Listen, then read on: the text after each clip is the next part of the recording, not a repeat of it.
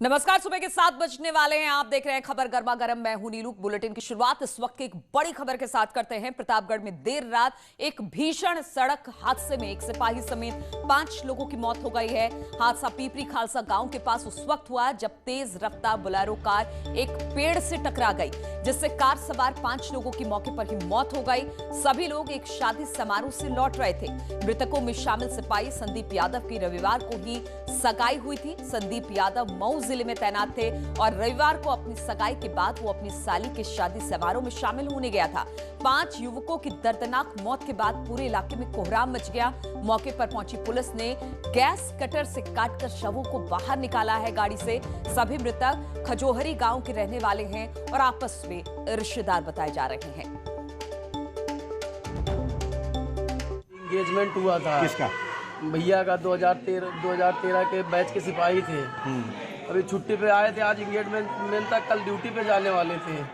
रास्ते में थाना कन्हई के पिपरी मोड़ के पास एक्सीडेंट हुआ है, जिसमें प्रथम दृष्टया जांच से पाया गया है कि पेड़ से टक्कर हुआ है और कुछ लोग कह रहे हैं कि शायद कोई ब्रेजा गाड़ी भी बीच में आई है, उसकी भी हम जांच करेंगे। और जिसमें 5 की स्थिति उसमें नाजुक थी और हॉस्पिटल आते आते उनकी मृत्यु हो चुकी है और आगे की विधिक कार्रवाई हम कर रहे हैं। उसमें एक सिपाही भी बताया जा रहा था जिसकी आज सगाई ही हुई। हाँ, इसमें एक संदीप यादव है, हमारा साथी कांस्टेबल है मऊ जनपद का, और ये जानकारी मिली है।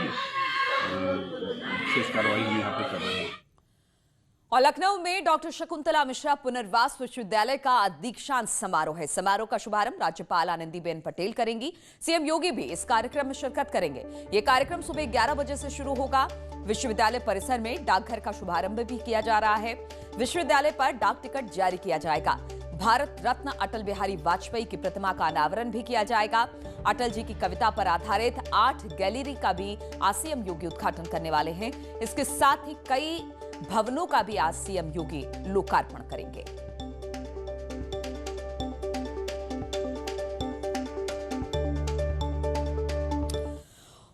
और सीएम योगी ने रविवार को मेरठ में कृषि विश्वविद्यालय में हाईटेक लाइब्रेरी का उद्घाटन किया। साथ ही 325 करोड़ की योजनाओं का शिलान्यास किया।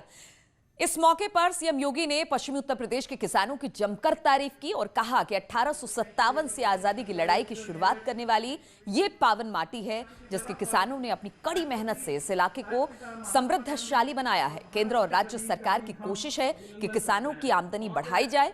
विपक्ष पर निशाना साधते हुए कहा कि विपक्ष किसानों के मुद्दे पर भ्रम फैला रहा है। विदेशी झूठन पर पलने वाले आज षड्यंत्रकारी बने हुए हैं। ये लोग शुरू से ही देश की समस्याओं का समाधान नहीं चाहते थे, लेकिन आज प्रधानमंत्री मोदी ने पूरी तस्वीर ही बदल दी है। विकासशील होने के साथ साथ आज देश की सीमाएं पूरी तरह सुरक्षित है। तो सीएम ने ये तमाम बातें कही।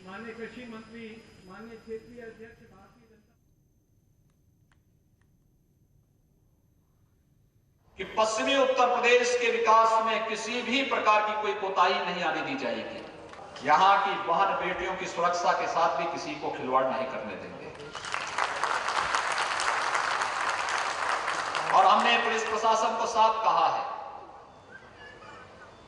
हमारा यहां का किसान भाई जब मिलता है तो वह संबोधन में राम राम ही बोलता है। तो राम शब्द का प्रयोग 2 बार जरूर होना चाहिए। जब हम किसान भाइयों से मिलें तो हमारा संबोधन राम राम होना चाहिए।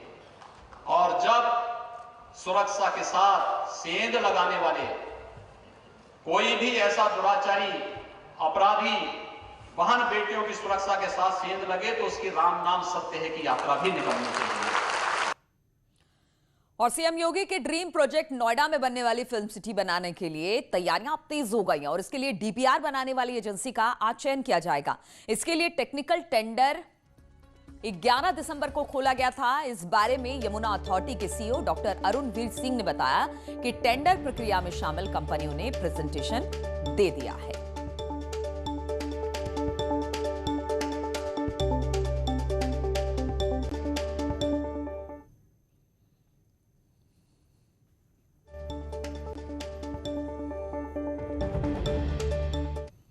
और सीएम योगी ने उत्तर प्रदेश में निवेश को लेकर अमेरिका में प्रवासी भारतीयों से वीडियो कॉन्फ्रेंसिंग के जरिए संवाद किया और प्रदेश में निवेश की संभावनाओं की जानकारी दी।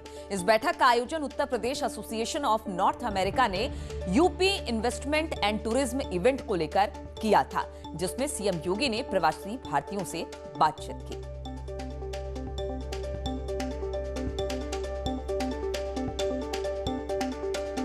तो उत्तर प्रदेश में निवेश की संभावनाओं पर यह बैठक थी। उत्तर प्रदेश में निवेश किस तरह से लाया जाए, अमेरिका के प्रवासी भारतीयों के साथ सीएम योगी ने बैठक की, उनसे तमाम मुद्दों पर चर्चा की और साथ ही साथ उत्तर प्रदेश में कैसे निवेश लाया जाए, वीडियो कॉन्फ्रेंसिंग के जरिए तमाम प्रवासियों से इस पर चर्चा की। और कृषि कानूनों के विरोध में किसानों का आंदोलन का आज 18वां दिन है और किसान नेताओं ने ऐलान किया है कि आज सभी किसान सुबह 8 बजे से शाम के 5 बजे तक भूख हड़ताल पर रहेंगे। इसके अलावा सभी जिला मुख्यालयों पर विरोध प्रदर्शन किया जाएगा। किसान आंदोलन को देखते हुए सभी जगह पर पुलिस के सख्त इंतजाम किए गए हैं। तो आज 18वें दिन किसानों ने कहा है कि तमाम बातों को रखते हुए आज सुबह 8 बजे से 5 बजे तक किसानों का भूख हड़ताल रहेगा और जिला मुख्यालयों पर आज किसानों का प्रदर्शन होगा।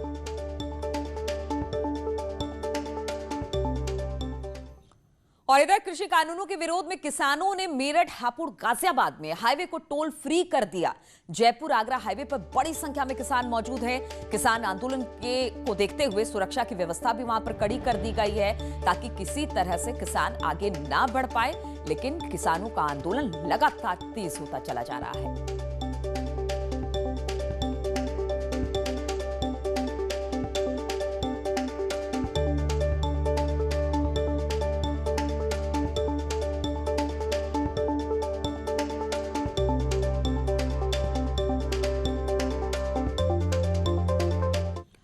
और किसान आंदोलन के समर्थन में आज समाजवादी पार्टी भी बड़े स्तर पर धरना प्रदर्शन करने जा रही है। समाजवादी पार्टी के अध्यक्ष अखिलेश यादव ने सभी कार्यकर्ताओं को पूरे प्रदेश के हर गांव में किसान यात्रा आयोजित करने के निर्देश दिए हैं। साथ ही किसानों के समर्थन में पैदल, साइकिल, मोटरसाइकिल यात्राओं के आयोजन का भी निर्देश दिया है। और आज समाजवादी पार्टी के कार्यकर्ता सभी जिला मुख्यालयों पर धरना प्रदर्शन करने वाले हैं।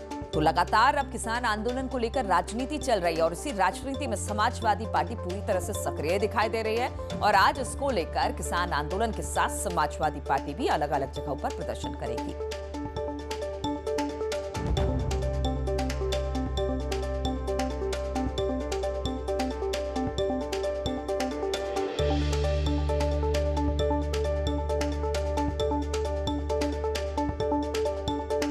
किसान आंदोलन के साथ समाजवादी पार्टी भी अब इस आंदोलन में है और सबसे बड़ी बात यह है कि अखिलेश यादव ने कहा है कि अपने कार्यकर्ताओं से कि वो साइकिल यात्रा, मोटरसाइकिल यात्रा निकाले और साथ ही साथ हर मुख्यालय पर धरना प्रदर्शन भी करें। बढ़ते हैं अगली खबर की ओर। ट्रेन का टिकट कंफर्म नहीं हो रहा है। ऑनलाइन बुकिंग करने जाते हैं, कंप्यूटर या मोबाइल तक जब हैक हो जाता है, तब जब टिकट वेटिंग में नहीं चल जाता, कितनी बार आपके साथ ऐसा हुआ होगा? तत्काल टिकट बुक करने गए और बुकिंग नहीं हुई, पैसे जरूर कट गए, हालांकि रुपए वापस आ जाते हैं। क्या कभी आपने सोचा कि टिकट बुक क्यों नहीं हो पाता? क्यों तत्काल टिकट बुक करना असंभव सा हो जाता है? देखिए जरा ये रिपोर्ट।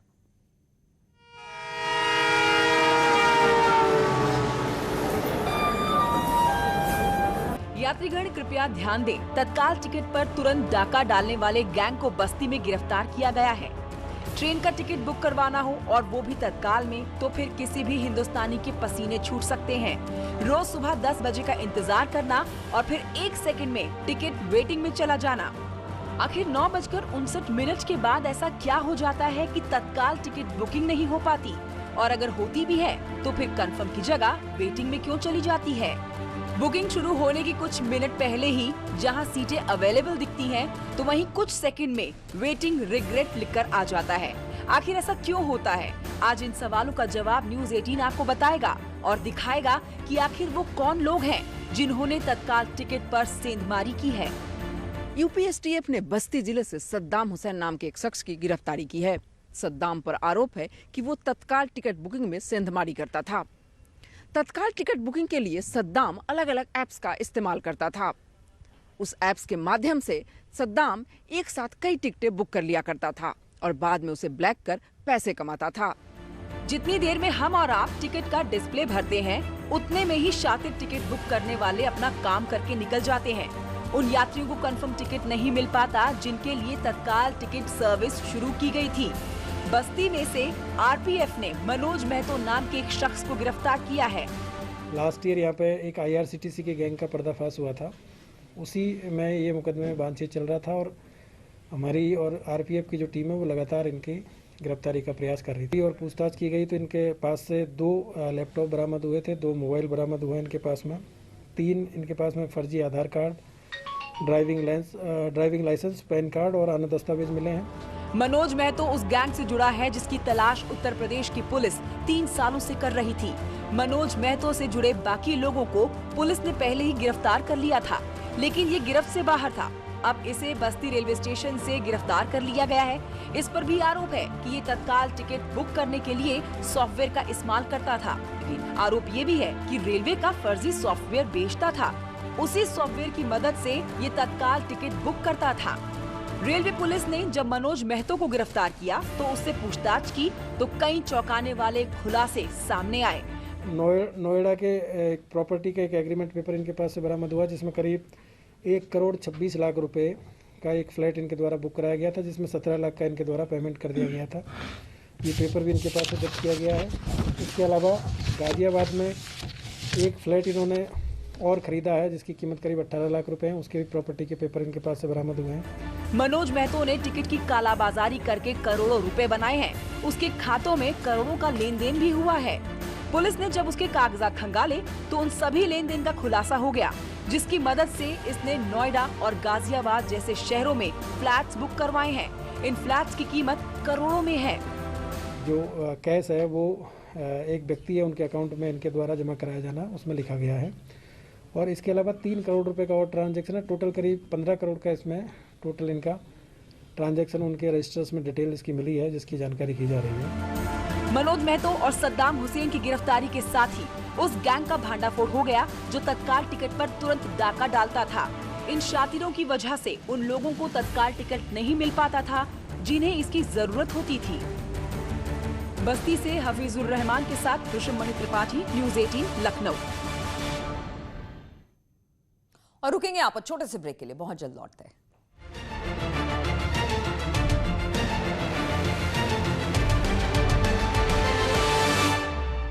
ब्रेक के बाद खबर लखनऊ से लेते हैं, जहां पर शराब के ठेके के सेल्समैन से लूट की वारदात सामने आई है, जहां पर गोली मारकर 50,000 की लूट को अंजाम दिया गया। बाइक सवार बदमाशों ने इस वारदात को अंजाम दिया है। गोली मारकर रुपए से भरा बैग छीनकर भाग खड़े हुए बदमाश। दशहरी मोड़ पर इस लूटपाट की वारदात को अंजाम दिया गया। लूट के बाद आरोपी मौके से फरार हो गए। तो लखनऊ से खबर है, यहां पर गोली मारकर 50,000 की लूट की गई है।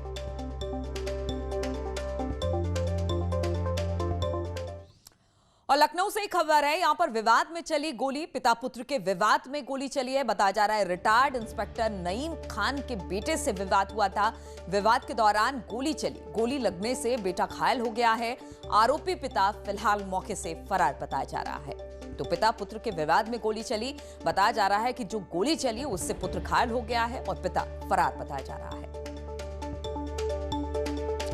और बातचीत करने के लिए ऋषभमणि इस वक्त फोन लाइन पर हमारे साथ जुड़ गए हैं। ऋषभ, पहले तो ये बताइए कि जो विवाद हुआ है पिता पुत्र का, वो किस मामले को लेकर आखिर ये विवाद हुआ? फिलहाल लड़के की स्थिति किस तरह की है और पिता का कुछ पता चला है?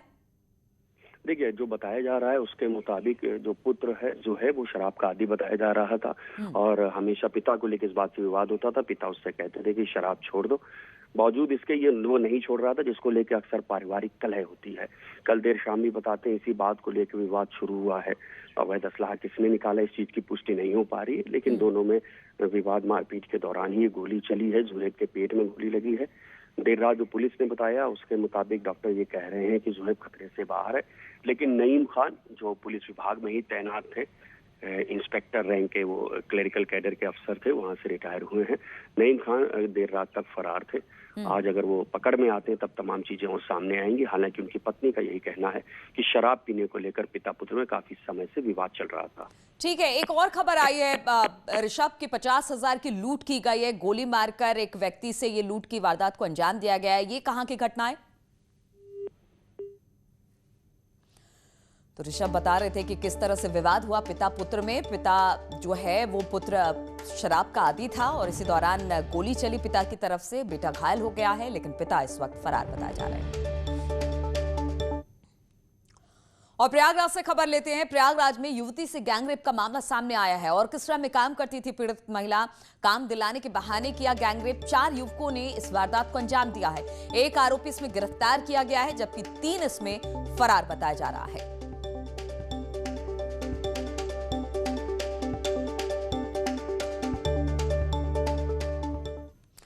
और झांसी से खबर लेते हैं। झांसी में नशे में धुत 5 शराबियों के बीच मामूली विवाद में जमकर मारपीट हुई है।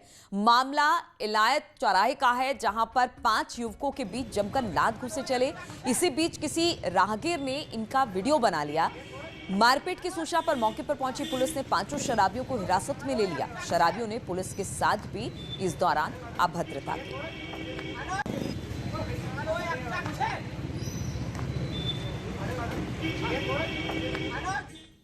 मुरादाबाद में 6 दिसंबर को बजरंग दल के कार्यकर्ताओं ने एक गर्भवती हिंदू युवती को लव जिहाद पीड़िता बताकर पुलिस को सौंपा था। और पीड़िता के परिजनों की शिकायत पर पुलिस ने एक मुस्लिम युवक राशिद और उसके भाई सलीम पर लव जिहाद कानून के तहत केस दर्ज कर लिया और उन्हें जेल भी भेज दिया था। और युवती को नारी निकेतन भेज दिया गया था। लेकिन उसके बाद ही सोशल मीडिया पर अफवाह फैल गई कि युवती का नारी निकेतन में जबरन गर्भपात कराया गया। ये खबर वायरल होने के बाद बाल संरक्षण आयोग के अध्यक्ष डॉक्टर विशेष गुप्ता ने इन अफवाहों का खंडन किया और बताया कि ये खबर पूरी तरह से गलत है और युवती 3 महीने की गर्भवती है और स्वस्थ है और उनके गर्भवती होने की मेडिकल रिपोर्ट भी मौजूद है। उन्होंने कहा कि यह अफवाह सरकारी संस्था को बदनाम करने की एक साजिश है। उस लड़की का दोबारा से चिकित्सीय परीक्षण कराया है और परीक्षण में स्पष्ट तौर पर आज दोपहर यानी 13 तारीख को आज दोपहर 11:05 पर वो लड़की डिस्चार्ज हुई थी।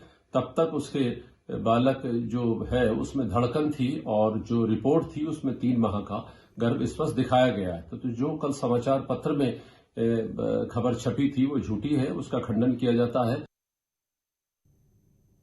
तो इन तमाम खबरों के साथ इस बुलेटिन में फिलहाल इतना ही। रुकेंगे छोटे से ब्रेक के लिए, लेकिन ब्रेक के बाद भी लगातार खबरों का सिलसिला यहाँ जारी है।